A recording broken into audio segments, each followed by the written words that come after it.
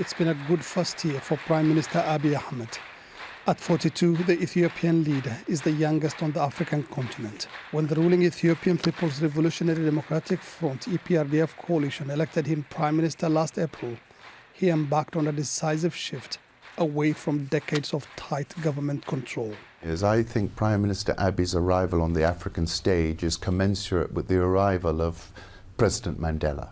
He is a breath of fresh air, his outlook is amazing, he's tapped into the mood not only of Ethiopians but of people all across the continent.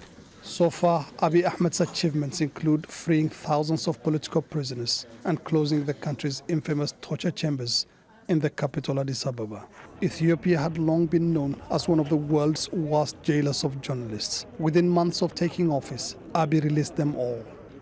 He has appointed women to half the cabinet posts. Parliament has also accepted his female nominees for president and head of the Supreme Court. But it's the speed with which he ended a 20-year conflict with neighbouring Eritrea and established close ties with its leader, Isaias Afwerki, that has astounded so many. He's also signed peace deals with rebels that have been designated terrorists by the former administration and appears to have persuaded them to disarm. As if that's not enough, he invited Ethiopian dissidents exiled abroad to return home. BERHANU NEGA, a leading opposition leader, remained in exile for years and was even sentenced to death in absentia. Now he says he's back to rebuild opposition politics in Ethiopia with the full support of the premier. He is very committed, and I don't remember in any of our conversations where we had a significant difference.